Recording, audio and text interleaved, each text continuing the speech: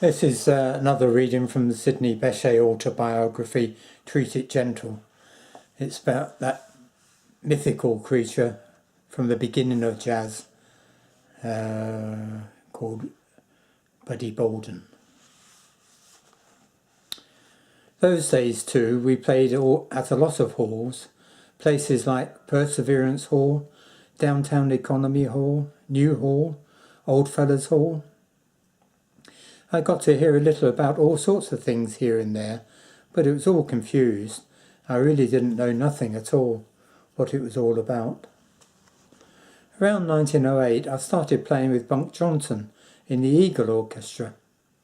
That used to be Buddy Bolden's band, and Buddy made such an impression around there that people never did stop thinking of it as his band, even long after he got taken. But under Bunk Johnson, the band was the Eagle Orchestra. They played real fine too. They were great musicians.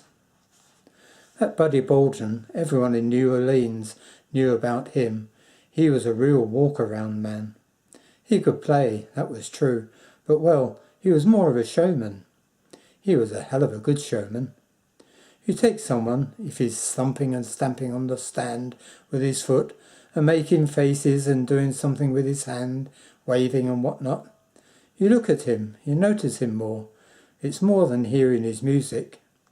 You take another man, he may be playing as good. He can be playing better. But you hear the other one more because he's so busy watching him. Buddy, he was a hell of a showman, good showman. If you forgot something, he'd make something else.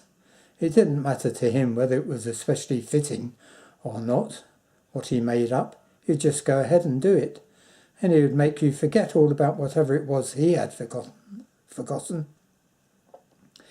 And there was others that played much better. Maybe they didn't have so much name, so much flash about them, but they played a lot deeper into the music. Manuel Perez was one. He played much better cornet than Buddy. Perez, he was a musician. He was sincere. He stuck to his instrument. You hear a record, you know. You don't see all that stamping and face-making. You just hear the music. And that's the same today. You take someone that's grinning and stomping and moving around the stand where the music should be going. For the moment, you've lost from the music. You're so busy watching him fool around. But you get his same record and try to listen to the music then, and there's no music there. But Manuel Perez, there wasn't none of that in him. He was really sincere. He really played his cornet. Buddy, you know, before he died, he was in an insane asylum. Buddy used to drink awfully heavy, and it got to him in the end. He lived it fast, Buddy did. And that's another reason why he was so popular, why you hear his name so much. It was the way he lived his life, the things he'd do. They got him a lot of attention. He was always hearing, for example, how he had 3 or 4 women living with him in the same house. He'd walk down the street, and one should have his trumpet, and another should be carrying his watch, and another should have his handkerchief, and maybe there'd be another who wouldn't have nothing to carry, but should be there all the same, hoping to carry something home. That's the kind of man he was. He could drink, and he had stories he knew. He was a real storyteller. And he just couldn't go anywhere without making a splash. And he didn't give a damn about anything. And he could play too.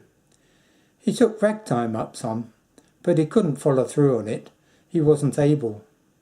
There was lots of reasons for that, mostly personal, I guess. But when it came right down to the music, he just wasn't able. There were others after him that played real cornet. There was Perez. He didn't need to do things showman-like. He didn't even try. And after Buddy died, Freddie Keppard was king. Freddie kind of took Buddy's way some. He played practically the same way as Buddy. But he really played. And then there was Joe Oliver. And then after him, Lewis came along. There's still that question today, that Buddy Bolden question.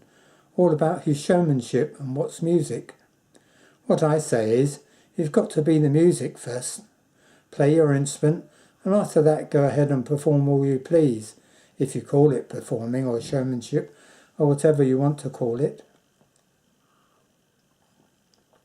Personality. Hell, you've got personalities everywhere. If you can blow a note and perform at the same time, if you can do that, you're entitled to all the personality they'll give you. But it's got to be the instrument that comes first. It's like I'm driving a car and I'm so busy waving my hand to you and thinking about my nice car and how good and classy I look in it. Before you know, I've backed myself into a haberdashery, and all I've got for myself is some trouble. That's how it is with this showmanship business. But a man, if he's an artist, he don't worry about that. I don't care what kind of artist he is. If he really means it, the thing what he's looking for in the art form has to come first. He has to be sincere about that. Manuel Perez, he was an artist. It takes a lot out of a man to be an artist. Maybe Buddy Bolden was an artist, and maybe he wasn't, but it took too much out of him, and that, and the drinking, in the end he had to be put in the insane asylum.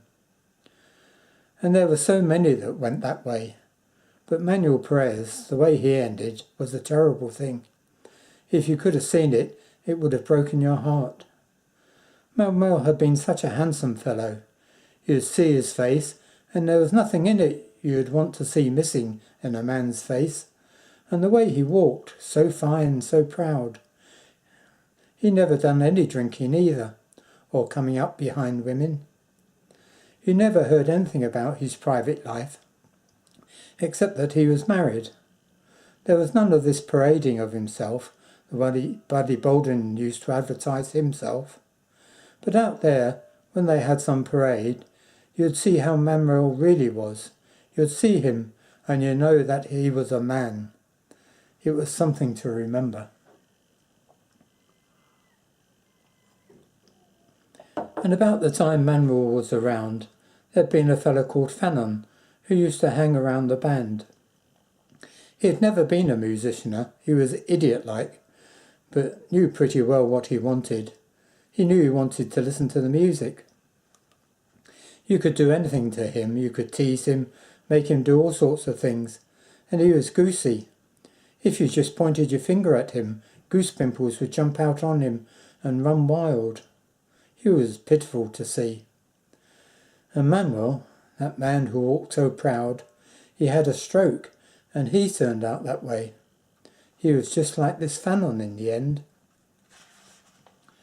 I was down in New Orleans and I saw Manuel before he died.